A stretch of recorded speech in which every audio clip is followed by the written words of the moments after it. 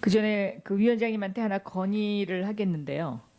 이 우병우 전 수석의 그 변호사 수임 예, 말씀하세요. 건 있잖아요. 이거는 위원장님이 약속을 하신 거예요. 그죠? 그 다음 날 받아주기로 오전에. 그래서 아까 국세청 뭐 의결을 했습니다마는 그 동안의 관례를 보면 이 국세청이요 본인 동의 안 해준다고 또 서류를 안 낼 거예요. 그래서 아예 오늘 이걸 고발 조치를 해주세요. 서류 제출 거부로. 이거는 하셔야 될 것 같아요. 그렇지 않으면 제가 보기에는 이 서류 를 확보하기가 힘들어요. 네.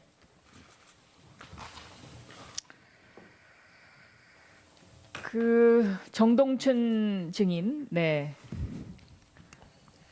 그러니까 이사회 회의록을 봤는데요. 그 이사회 회의록은 완전 적반하장 그 회의록이더군요. 그러니까 자신이 이사장이 해고된 거를 자기 스스로 인정을 할 수가 없다, 뭐 이제 이런 내용인데, 그 전에 그 이사회가 열리기 전에 뭐 이런 녹취록이 있어요. 일단 그 녹취록 좀 내용 좀 틀어주세요. 네. JTBC도 그렇고 지금 김성태 국조위 위원장도 뭔가 착각을 하고 있는 겁니다.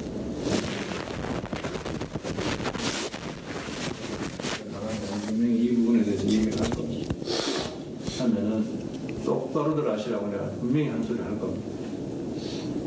자, 여기서 똑바로들 하시라. 네? 김성태 위원장한테 지금 하는 얘긴데요. 뭘 똑바로 하라는 얘기입니까?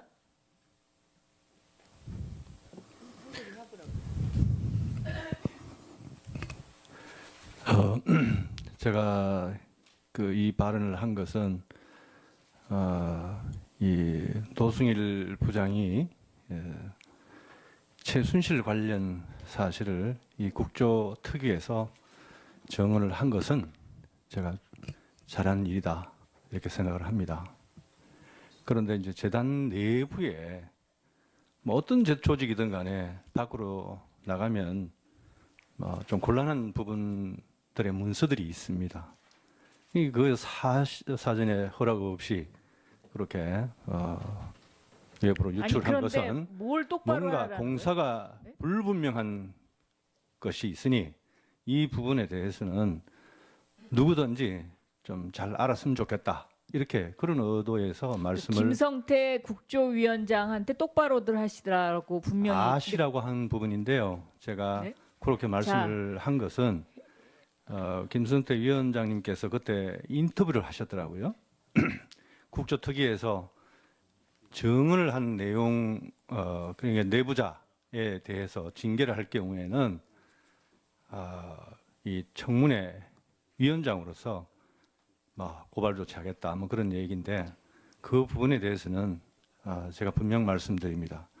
최순실 관련해서 그러니까 내부자 딴 얘기 고발을 한 하시지 것은 말고요. 네. 네, 딴 얘기 하시지 말고 네. 지금 이치에 맞는 얘기를 하고 계신다고 생각하십니까? 이거는 국회 모독이고 국민 모독입니다. 이 발언 자체가 그렇기 때문에 이거는 그 모독죄로 위원장님 고발해야 됩니다.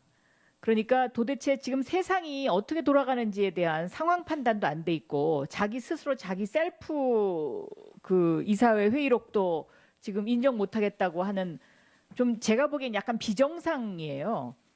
그리고 제가 분명히 말씀드리지만 이 국조특위에 나와서 증언대에 쓴 사람에 대해서는 고발 어떠한 그 해당 행위를 할 수가 없게 돼 있어요. 법적으로. 그건 그렇기 때문에 동의합니다. 네. 그러니까 그런 행위를 하셨기 때문에 거기에 대해서도 그 고발 부분이 조치 아니라 돼야 된다고 저는 재단 생각합니다. 무관한 예, 됐습니다. 서류를 자, 이제 외부로 됐으니까. 유출을 했기 때문에 제가 징계를 하겠다는 네. 부분인데 됐습니다. 그것에 대해서 얘기를 하시길래 네, 그 다음 얘기를 조윤선 증인. 네.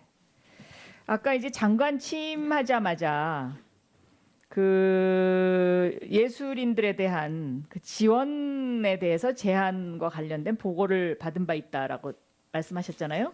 그렇죠? 예, 간략하게 네. 그런 정도 어떻게 내용으로. 보고를 했습니까? 그 실장들한테 저녁 시간에 일과 시간이 끝나고 각 실에 있는 상황을 보고를 받았는데 그 실장한테는 밤 10시 반부터 한 11시경까지. 그러니까 무슨 그리고 내용을 보고 예, 받으셨냐고요? 그 다음 실장한테는 11시부터 12시 정도까지 보고를 받았는데 그 실에서 일어나는 그 개괄적인 일에 대해서 한 이 정도의 서류를 가지고 이제 일일이 보진 못하고 쭉 이렇게 어떤 건들이 중요하다고 말씀을 듣고 제일 마지막 부분에 바로 이제 의원님이 말씀해 주신 그 정도의 간략하게 그 예술인 지원 문제에 대해서 지원을 배제하라는 그런 강력한 요구들이 있었고 그걸 처리함에 있어서 국장이 좌천이 된 경우도 있고 또 담당 직원이 경고를 받은 적도 있다. 이런 그러면 업무 그동안에 보고를 블랙리스트가 있냐고 했을 때 본 적이 없고 모른다고 네. 한 거는 위증이죠. 그렇죠? 그렇지 않습니다. 자, 고 예술 실장도 지원 문제 의원님 고 실장도 저한테 당사자가 그때 저한테 말씀을 했었을 때는 당사자도 그때 리스트가 있다 이런 것들은 전혀 자, 몰랐다고 리스트가 하고 있다 없다의 그렇게 얘기하지 문제를 않았다고 가지고 말장난하시지 말씀했습니다. 말고요. 예술 지원 분야에 대해서 지원 배제 요구들이 있고 이거를 강력하게 요구했다.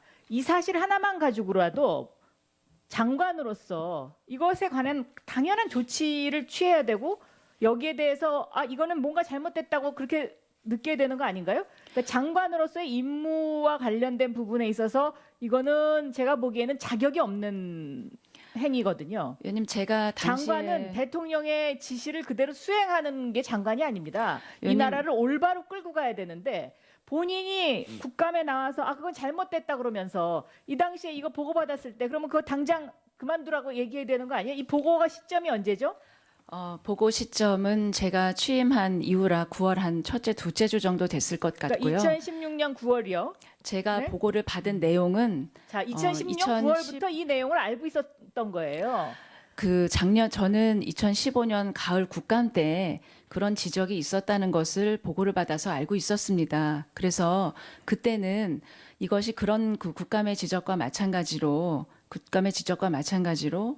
그 실장이 2014년 15년 언저리에 그런 일이 있어서 내부적으로는 이 일을 자, 그러니까 다르게 집행할 수 어쨌든요. 있는 지금 제도 개선을 했다는 말씀을 2015년 들었고 국감 시절부터 이런 내용이 있다는 걸 알고 일이 있었고 아니라고 말씀을 자, 들었습니다. 2016년 9월경에 알았고 그리고 2016년 국감이 끝나고 또 보고하지 않았습니까? 실무자들이 그때는 뭐라고 보고했나요? 국감 끝나고 나서는 국감이 끝났을 때는 그 한국일보에 그 보도됐었던 9천여 명의 리스트가 청와대에서 내려보낸 리스트였냐 여부에 관해서 지속적으로 질문이 있으셨습니다.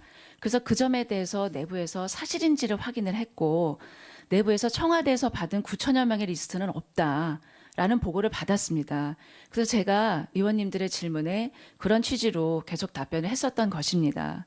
여기서요. 지금 굉장히 중요한 얘기를 해주셨는데 저 리스트가 청와대에서 내려온 게 아니죠. 결국은 정확한 거예요. 왜? 문체부에서 지원 이 예술인을 지원할 거냐 말 거냐에 대한 먼저 리스트를 만들어요. 그리고 이거가 청와대에 올라가거나 국정원으로 가가지고 얘 해주지 마 이렇게 갖고 필드에서 내려오는 거거든요. 그래서 청와대가 전체를 받는 건 아니죠. 그러니까 지금 조윤선 증인은 제가 보면 말장난을 하고 편하게 빠져나가려고 지금 계속 의원님 그렇지 않습니다. 이 블랙리스트가 있었다는 사실을 알고 있었어요. 알고 있었는데 이것을 갖다가 끝까지 덮으다가 이제 특검에서 이게 수사가 되고 그다음에 증거가 나오기 시작하고 특검이 증거를 갖고 있다는 걸 본인이 아니까 오늘 와서 이것을 인정하는 거예요. 지금. 의원님, 제가 누차례 말씀을 드렸다시피 제가 이런 내부에서 작성해서 내부에서 가지고 있었던 이런 리스트에 관해서 더 이상 조사하지 못하고 내부 직원들이 아무도 실질적으로 봤다는 직원이라든지 그 내용이 무엇이라든지 그런 내용에 대해서는 전혀 알지 못하고 제가 기관장으로서 아까도 말씀드렸지 않습니까?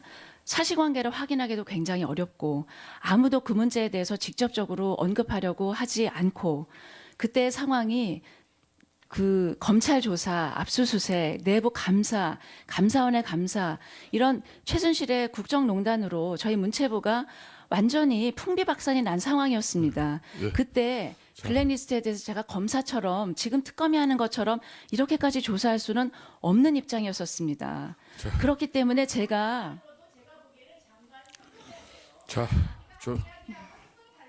그렇지 않습니다, 의원님. 조윤선 정인, 제가 아까도 위원장이 지적했습니다마는 전임 유진용 장관처럼 이런 블랙리스트가 만들어져 가지고 문제가 되고 있습니다. 이렇게 대통령에게 항의하고 또 조직의 수장으로서 그걸 갖다가 왜 못 들었겠습니까? 빨리 처단을 했어야죠. 그런데 지금 와서 다 그걸 모른다 그러면 어떡하십니까? 위원장님, 제가 장관에 취임한 이후에 예전처럼 그렇게 리스트가 집행이 되고 그런 게 있었다. 그래서 제가 그거를 집행해야 된다라고 보고를 받았으면 저는 위원장님 당연히 그렇게 했었을 겁니다. 좋습니다. 하지만 전혀 그런 몰랐다는 거죠. 그런 보고를 한 번도 받은 적이 없고 저는 와서 우리 훈장을 주거나 훈포장을 드려야 되는 사람들도 이런 기준으로 검토한 적이 단 한 번도 없습니다.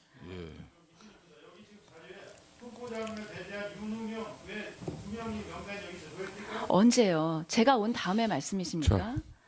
제가 그 이번에도 부분에 대해서는 훈포장을 우리 그 예술정책과장하고 예술정책과하고 대중예술과 이 순수예술가들을 다 일별했습니다. 그렇지만 단 한 번도 이런 과정에서 그런 논의는 한 번도 한 적이 없습니다, 위원장님. 자, 그러면은 지금까지 이제 추가 신문이 있었습니다만은 계속해서 보충 신문을 하도록 하겠습니다. 예. 예.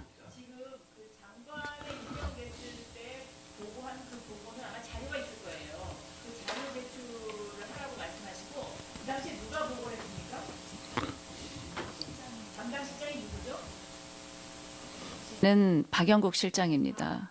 영구 네. 박영구 실장. 예, 잘하겠습니다.